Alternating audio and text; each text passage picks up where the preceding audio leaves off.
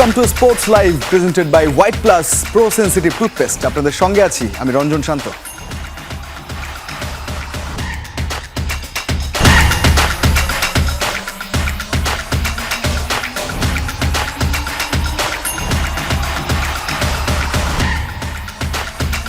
শুরুটা অবশ্যই বাংলাদেশ পাকিস্তান ওয়ানডে সিরিজের খবর দিয়ে করতে চাই। সিরিজের দ্বিতীয় ম্যাচে আগামীকাল মুখোমুখি হবে দুই দল। এই ম্যাচে জয় তুলে সিরিজ নিশ্চিত করতে চায় বাংলাদেশ, আর পাকিস্তানের লক্ষ্য সিরিজের সমতা আনা। এই ম্যাচেও পেস দিয়ে অতিথিদের কাবু করতে চাইবে বাংলাদেশ। টাইগার একাদশে আসতে পারে একটি পরিবর্তন। শুক্রবার মিরপুরে দুপুর 2:15টায় শুরু হবে এই ম্যাচ। শুক্রবার বাংলাদেশ পাকিস্তান সিরিজের দ্বিতীয় ওয়ানডে। প্রথম ম্যাচে যেই ফর্মুলায় বা যেই ব্লু প্রিন্টে বাংলাদেশ দল নাস্তানাবুদ করেছিল পাকিস্তানকে, সেই একই কৌশলে পাকিস্তানের বিপক্ষে দ্বিতীয় ম্যাচেও মাঠে নামবে বাংলাদেশ দল। এখন প্রশ্ন উঠতেই পারে আপনার মনে, সেই কৌশলটা কি? সেই কৌশলটা হলো গতিতে পাকিস্তানি ব্যাটারদের এক্সপোজ করা, আউট করা। নাহিদ রানা যেটা করে দেখিয়েছেন। সাম্প্রতিক বছরগুলোতে স্ট্যাট বা পরিসংখ্যান ঘেঁটে দেখলে এটা স্পষ্ট প্রমাণ পাওয়া যায় যে পাকিস্তানি ব্যাটাররা গতির বিপক্ষে কতটা নড়বড়ে। বিশেষ করে 140+ গতিতে বল আসলেই পাকিস্তানি ব্যাটারদের দুর্বলতা ফুটে ওঠে। এর কারণ হিসেবে পাকিস্তানি সাবেক ক্রিকেটাররাই বলে থাকেন তাদের ঘরোয়া ক্রিকেটে, তাদের দলে, তাদের সার্কিটে এই মুহূর্তে এই গতির পেসার না থাকাতে।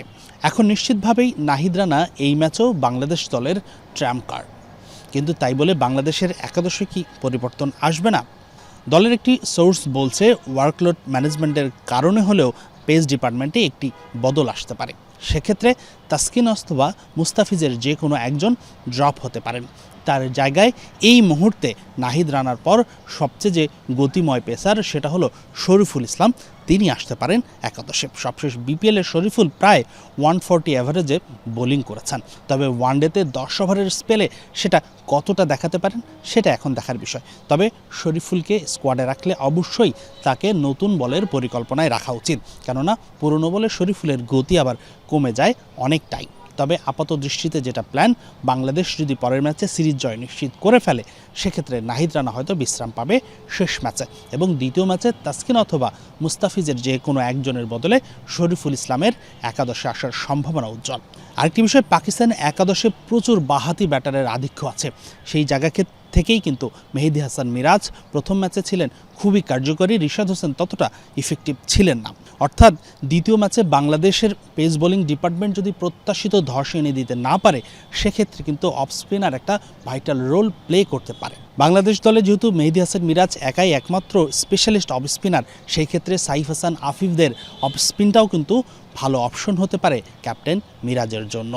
তবে পাকিস্তান একাদশে পরিবর্তন আসছে এটা একটা নিশ্চিত। অন্তত 2-1 ডিপার্টমেন্টে পরিবর্তন আসতেই পারে। হারিস রৌফের মতো পেসার যেহেতু ডাগআউটে বসে আছেন, তিনিও ফিরতে পারেন একাদশে। হাসিনুর রহমান, যমুনা স্পোর্টস, মিরপুর শেরে বাংলা জাতীয় ক্রিকেট স্টেডিয়াম, ঢাকা।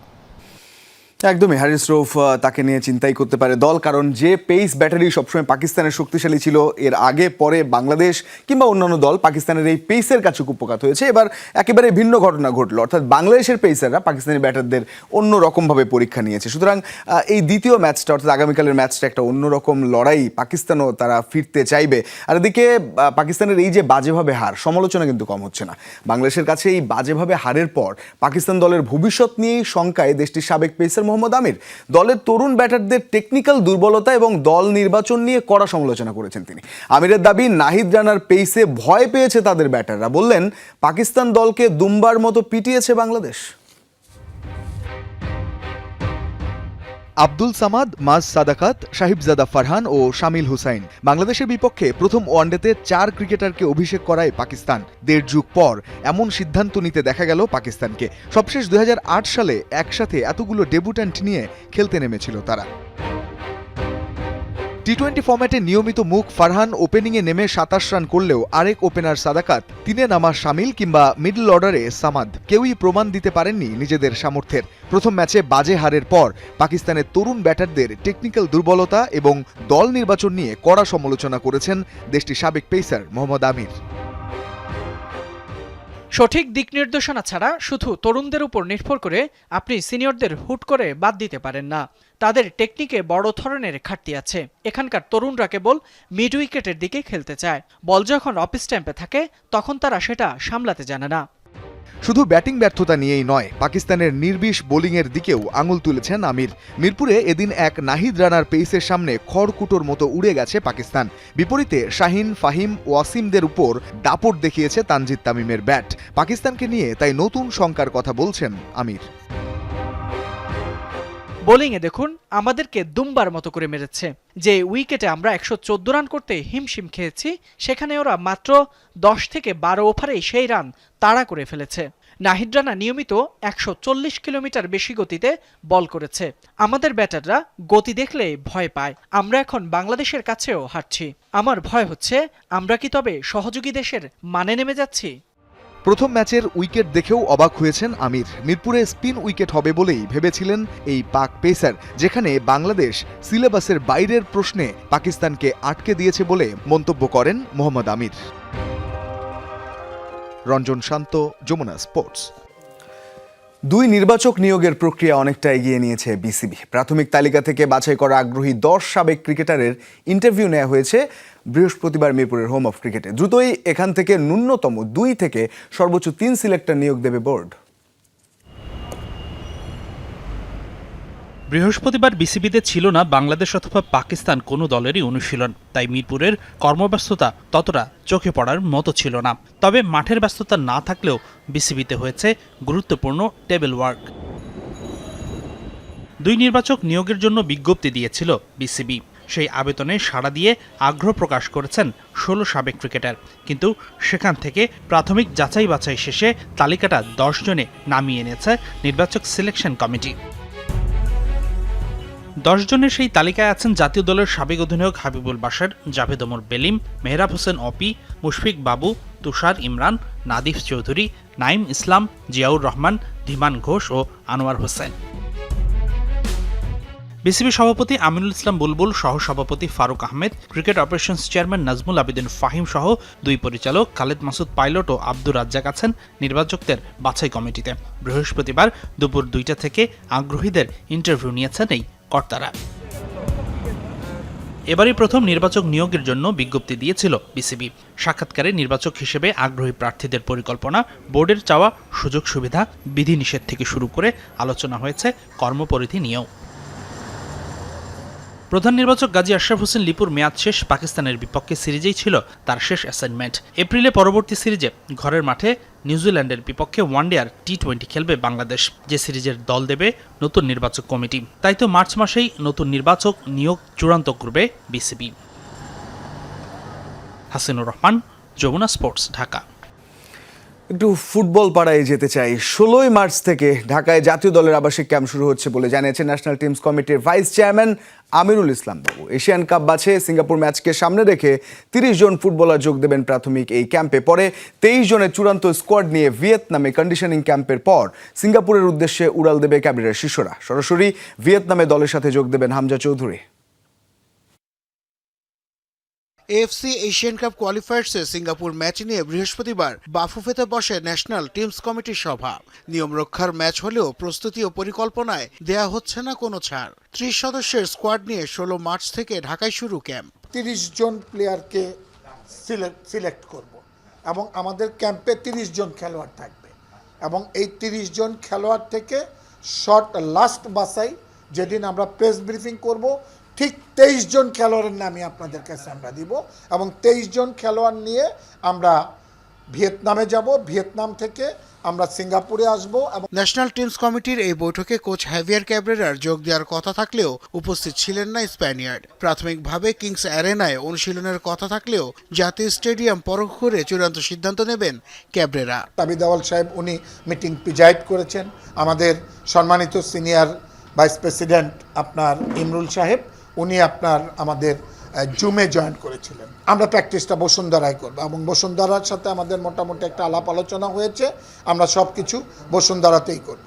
ঢাকায় ক্যাম্প শুরু হলেও 22 মার্চ ভিয়েতনামে যোগ দিবেন হামজা চৌধুরী। সেখানে একটি প্রস্তুতি ম্যাচ খেলে সিঙ্গাপুরের উদ্দেশ্যে যাত্রা করবে পুরো দল। ভিয়েতনামেই হামজা আমাদের সাথে জয়েন করবে এবং ভিয়েতনামে জয়েন করে ভিয়েতনামের থেকে সিঙ্গাপুরে যাবে এবং সিঙ্গাপুরের ম্যাচ শেষ করে তারপরে সে তার দেশে যাবে। 14 তারিখে ঢাকায় আসবে, সমিত 15 তারিখে ঢাকায় আসবে, ফামিদুল 16 তারিখে ঢাকায় আসবে, তারেক গাজী 16 তারিখে ঢাকায় আসবে। সিঙ্গাপুর ম্যাচের মধ্য দিয়ে বাফুফের সাথে চুক্তি শেষ হতে যাচ্ছে কোচ হ্যাভিয়ার ক্যাব্রেরার। তবে এই স্প্যানিয়ার্ডের ভবিষ্যৎ নিয়ে এখনই কিছু জানায়নি বাফুফে। 1 এপ্রিল দেশে ফেরার পর ন্যাশনাল টিমস কমিটির সভায় চূড়ান্ত সিদ্ধান্ত আসবে ক্যাব্রেরার বিষয়ে। নাসিফ শুভ, যমুনা স্পোর্টস, ঢাকা। 2007 সালে উদযাপিত হবে টেস্ট ক্রিকেট ইতিহাসের 150 বছর। এই উপলক্ষে মেলবোর্ন ক্রিকেট গ্রাউন্ডে আগামী বছরের 11 মার্চ থেকে টেস্ট ম্যাচ খেলবে প্রথম টেস্টের 2 দল, অস্ট্রেলিয়া ও ইংল্যান্ড। আয়োজকরা আশা করছেন 150 বছর পূর্তির এই ম্যাচে মাঠে থাকবেন যুক্তরাজ্যের রাজা তৃতীয় চার্লস।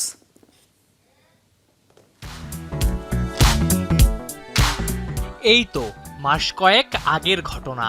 বাংলাদেশের একমাত্র ক্রিকেটার হিসেবে 100তম টেস্ট খেলার কীর্তি করেন মুশফিকুর রহিম।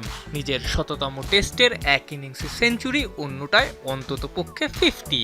এমন এক্সক্লুসিভ ক্লাবে মুশফিক বাদে 150 বছরের ইতিহাসে ছিলেন মাত্র একজন, রিকি পন্টিং। না, একটু ভুল হলো। টেস্ট ইতিহাসের 150 বছর বলা হলেও সত্যিকারের 150 হবে 2027-এ। 1877 সালের 15 থেকে 19 মার্চ মেলবোর্ন ক্রিকেট গ্রাউন্ডে অনুষ্ঠিত হয়েছিল টেস্ট ক্রিকেটের প্রথম ম্যাচ। আগামী বছর তার 150 বছর পূর্তি উদযাপন করা হবে এই এমসিজিতেই। ঐতিহাসিক সেই মাঠে ফ্লাড লাইটের আলোয় আগামী বছর 11 মার্চ থেকে টেস্ট ম্যাচ খেলবে প্রথম টেস্টের 2 দল, অস্ট্রেলিয়া, ইংল্যান্ড। এই ম্যাচের মাধ্যমে একই ভেনিউতে 2 চিরপ্রতিদ্বন্দ্বী দলের মধ্যে প্রথম টেস্ট ম্যাচকেও স্মরণ করা হবে। এই 2 দলকে নিয়ে এই এমসিজিতেই 1977 সালে আয়োজন করা হয়েছিল টেস্ট ক্রিকেটের 100বর্ষ পূর্তির ম্যাচ। সেই 2 দলের সব সদস্যই এই ম্যাচে আমন্ত্রণ পাচ্ছেন। সেই ম্যাচে মাঠে উপস্থিত ছিলেন যুক্তরাজ্যের প্রয়াত রানী দ্বিতীয় এলিজাবেথ। আয়োজকরা আশা করছেন 150 বছর পূর্তির এই ম্যাচে মাঠে থাকবেন যুক্তরাজ্যের রাজা তৃতীয় চার্লসও। আইসিসির হল অব ফেমে জায়গা পাওয়া সকল পুরুষ ও নারী ক্রিকেটারকে আমন্ত্রণ জানানো হয়েছে। সাবেক টেস্ট অধিনায়ক এবং অস্ট্রেলিয়া ও ইংল্যান্ডের সাবেক টেস্ট ক্রিকেটারদের অনেককেই আমন্ত্রণ জানানো হয়েছে। ম্যাচটার 1 বছর আগেই টিকিট বিক্রিতে ব্যাপক সাড়া পাওয়া গেছে। ব্যালটের মাধ্যমে টিকিট বিক্রি শুরুর পরই এরই মধ্যে 1,25,000-এর বেশি টিকিট বিক্রি হয়ে গেছে, যেখানে প্রথম 3 দিনের বেশিরভাগ টিকিটই শেষ। এমসিজিতে এটাই হবে ছেলেদের প্রথম দিবারাত্রির টেস্ট। কর্তৃপক্ষ আশা করছে লর্ডসের এমসিসিতে সংরক্ষিত অমূল্য অ্যাশেজের ছাইদানিও এই উপলক্ষে মেলবোর্নে আনা সম্ভব হবে। আফনান পিয়াল, যমুনা স্পোর্টস। আসন্ন বিশ্বকাপ বয়কটের ঘোষণা দিয়েছে ইরান। চলমান অবস্থায় বিশ্বকাপে অংশ নেওয়ার মতো পরিস্থিতি নেই বলে জানিয়েছে দেশটির ক্রীড়ামন্ত্রী আহমদ দনিয়ামাল। ডোনাল্ড ট্রাম্পের আমন্ত্রণকে বুড়ো আঙুল দেখিয়ে তেহরান এখন হার্ড লাইনে। কয়েক মাসের ব্যবধানে যুদ্ধ আর হাজারো লাশের মিছিল পেরিয়ে ফুটবল মাঠে নামাকে বিলাসিতা মনে করছে দেশটি। মধ্যপ্রাচ্যের যুদ্ধের রেশ পড়েছে ফুটবল মাঠেও। একদিকে হোয়াইট হাউস থেকে ডোনাল্ড ট্রাম্পের সাদর আমন্ত্রণ, অন্যদিকে তেহরানের প্রত্যাখ্যান। 2026 ফুটবল বিশ্বকাপে কি দেখা যাবে ইরানকে, নাকি যুদ্ধের দামামায় স্তব্ধ হয়ে যাবে ফুটবল? ঘটনার সূত্রপাত গত 28 ফেব্রুয়ারি। ইসরায়েল ও যুক্তরাষ্ট্রের যৌথ হামলায় ইরানের সর্বোচ্চ নেতা আলী খামেনি নিহতের খবর পুরো বিশ্বকে নাড়িয়ে দেয়। এরপরই পাল্টা হামলায় উত্তাল হয়ে ওঠে মধ্যপ্রাচ্য। বাহরাইন থেকে কুয়েত মার্কিন ঘাঁটিগুলোতে আছড়ে পড়েছে ইরানের মিসাইল। আর এই যুদ্ধের মাঝেই প্রশ্ন ওঠে, ইরান কি আদৌ যাচ্ছে বিশ্বমঞ্চে? জল্পনার অবসান ঘটালেন খোদ ইরানের ক্রীড়ামন্ত্রী আহমদ দনিয়ামাল। সাফ জানিয়ে দিলেন, যখন আকাশ জুড়ে বারুদের গন্ধ, তখন ফুটবল নিয়ে ভাবার বিলাসিতা ইরান করতে পারে না। বিশেষ করে যুক্তরাষ্ট্র ও ইসরায়েলের সাথে ইরানের সাম্প্রতিক রক্তক্ষয়ী সংঘাতের ছায়া এখন খেলার গ্যালারিতেও। তাদের সিদ্ধান্ত পরিষ্কার, বিশ্বকাপ বয়কট। এই দুর্নীতিগ্রস্ত সরকার আমাদের নেতাকে হত্যা করেছে। এমন পরিস্থিতিতে বিশ্বকাপ অংশ নেওয়ার মতো কোনো অবস্থা নেই। আমাদের উপর কয়েক মাসের ব্যবধানে 2টি যুদ্ধ চাপিয়ে দেয়া হয়েছে এবং এতে হাজারো মানুষ প্রাণ হারিয়েছে। অথচ জলঘোলা কম হয়নি। ফিফা বস জিয়ানি ইনফান্তিনোকে খোদ ট্রাম্প আশ্বস্ত করেছিলেন লাল গালিচায় স্বাগত জানানো হবে ইরানি ফুটবলারদের, কিন্তু তেহরান এখন হার্ড লাইনে। কয়েক মাসের ব্যবধানে যুদ্ধ আর হাজারো লাশের মিছিল পেরিয়ে ফুটবল মাঠে নামাকে বিলাসিতা মনে করছে দেশটি। ইরান যদি শেষ পর্যন্ত সরে দাঁড়ায় তবে বদলে যাবে বিশ্বকাপের পুরো সমীকরণ। গ্রুপ বিন্যাস থেকে শুরু করে সূচি সবই পড়বে হুমকির মুখে। ফিফার নিয়ম অনুযায়ী বড় অঙ্কের জরিমানার মুখেও পড়তে হতে পারে তাদের। তবে তেহরানের সাফ কথা, মানচিত্র যেখানে রক্তাক্ত সেখানে ফুটবল গৌণ। রিয়ান রাফতি, যমুনা স্পোর্টস। বিপিএলে টুর্নামেন্ট সেরার পুরস্কারের অর্থ মাঠকর্মীদের দিলেন পেসার শরীফুল ইসলাম। বাংলাদেশ প্রিমিয়ার লিগের দ্বাদশ আসরে চট্টগ্রাম রয়্যালসের হয়ে দুর্দান্ত বোলিং করে 26 উইকেট শিকার করেন এই বাঁহাতি পেসার। টুর্নামেন্ট সেরা খেলোয়াড়ের ট্রফির পাশাপাশি 10 লাখ টাকার অর্থ পুরস্কারও পান তিনি। তবে সেই সময় তিনি নগদ অর্থ হাতে পাননি। কয়েকদিন আগে সেই অর্থ হাতে পাওয়ার পর দারুণ মানবিক উদ্যোগ নেন জাতীয় দলের এই পেসার। পুরো 10 লাখ টাকার অর্থই তিনি দিয়ে দিয়েছেন মিরপুর শেরেই বাংলা জাতীয় ক্রিকেট স্টেডিয়ামের মাঠকর্মীদের। ঈদের আগে টাকা পেয়ে আনন্দে উচ্ছ্বসিত মিরপুরের মাঠকর্মীরাও। জানা গেছে আইপিএলের এবারের আসরের সময়সূচি আগামী 28 মার্চ বেঙ্গালুরুর এম চিন্নাস্বামী স্টেডিয়ামে উদ্বোধনী ম্যাচে মুখোমুখি হবে সানরাইজার্স হায়দ্রাবাদ ও বর্তমান চ্যাম্পিয়ন রয়্যাল চ্যালেঞ্জার্স বেঙ্গালুরু। গত জুনে চিন্নাস্বামীতে বেঙ্গালুরুর প্রথম আইপিএল শিরোপা উদযাপনের সময় পদদলিত হয়ে 11 জনের প্রাণহানির পর এই মাঠে আইপিএল ম্যাচ আয়োজন নিয়ে অনিশ্চয়তা তৈরি হয়েছিল। কর্ণাটক সরকার সম্প্রতি এই স্টেডিয়ামকে ম্যাচ আয়োজনের অনুমতি দেয়। বেঙ্গালুরুর 5টি হোম ম্যাচ হওয়ার কথা এখানে। প্রাথমিকভাবে এবার আইপিএলের প্রথম 20 ম্যাচের সূচি বুধবার প্রকাশ করা হয়েছে। আসাম, তামিলনাড়ু ও পশ্চিমবঙ্গে বিধানসভা নির্বাচনের তারিখ ঘোষণার পর দ্বিতীয় ধাপে বাকি ম্যাচগুলোর সূচি প্রকাশ করা হবে। এর আগে 2009, 2014, 2019 ও 2024 সালে যখন ভারতে সাধারণ নির্বাচন অথবা কোনো রাজ্যের বিধানসভা নির্বাচন হয়েছে তখন ফ্র্যাঞ্চাইজি লিগটির সূচি 2 ভাগে ঘোষণা করা হয়েছিল। বয়স প্রায় 45, তার চেয়ে বয়সে ছোট অনেকেই কোচিং শুরু করেছেন বহু বছর আগে, কিন্তু মহেন্দ্র সিং ধোনি এখনও খেলছেন। জানা গেছে আসন্ন আইপিএলেও সবগুলো ম্যাচেই খেলবেন ভারতের সর্বকালের অন্যতম সেরা এই অধিনায়ক। প্রতি বছর এই আইপিএল এলেই মহেন্দ্র সিং ধোনিকে মাঠে দেখা যায়। ভক্তদের অপেক্ষার পালাও তাই শেষ হতে যাচ্ছে এবার। আইপিএলের জন্য গত মাস থেকেই নিজের শহর রাঁচিতে প্রস্তুতি নিয়েছেন ধোনি। চেন্নাই দলের সঙ্গে প্রস্তুতি শুরু করেছেন সপ্তাহখানেক আগে। মৌসুম শুরুর আগে ফ্র্যাঞ্চাইজির প্রধান নির্বাহীও নিশ্চিত করে দিলেন সব ম্যাচেই পাওয়া যাবে ধোনিকে। গত আইপিএলেও চেন্নাইয়ের 14 ম্যাচের সবকটিতেই মাঠে নেমেছিলেন ধোনি। তবে তার যা বয়স, প্রতি মৌসুমের আগেই প্রশ্নটি ওঠে কতগুলি ম্যাচ তিনি খেলতে পারবেন। মৌসুম শেষেও প্রশ্ন ওঠে এবারই শেষ কিনা। ফিটনেস আর নানা পারিপার্শ্বিকতা মিলিয়ে সংশয়ের অবকাশ থাকেই, কিন্তু শেষ পর্যন্ত ধোনিকে আইপিএলে দেখাই হয়ে ওঠে বাস্তবতা। একসঙ্গে 3 ফুটবলারকে হারালো বায়ার্ন মিউনিখ। চোট পেয়ে মাঠের বাইরে ছিটকে গেছেন জামাল মুসিওয়ালা, আলফানসো ডেভিস ও ইওনাস উরব্রিগ। মঙ্গলবার চ্যাম্পিয়ন্স লিগের শেষ 16-র প্রথম লেগে আটালান্টার বিপক্ষে 6-1 গোলে জেতে বায়ার্ন মিউনিখ। আটালান্টার বিপক্ষে বড় জয়ের আনন্দের মাঝে দুঃসংবাদও শুনতে হয়েছে বায়ার্ন মিউনিখকে। ম্যাচটিতে একটি গোল করা মুসিওয়ালা চোট পেয়েছেন বাম অ্যাঙ্কেলে। এই অ্যাঙ্কেলেই গত বছর গুরুতর চোট পেয়েছিলেন তিনি। কয়েক মাস বাইরে থাকার পর গত জানুয়ারিতে মাঠে ফেরেন এই জার্মান প্লেমেকার। কানাডার লেফট ব্যাক ডেভিস উরুরপেশিতে চোট পেয়েছেন। আরেকটি ভিন্ন চোটে বাইরে থাকার পর তিনিও সম্প্রতি মাঠে ফিরেছিলেন। ম্যাচের শেষ দিকে প্রতিপক্ষের সঙ্গে সংঘর্ষে আঘাত পান উরব্রিগ। এই ছিল আজকের স্পোর্টস লাইভ। এতক্ষণ সঙ্গে থাকার জন্য ধন্যবাদ সবাইকে।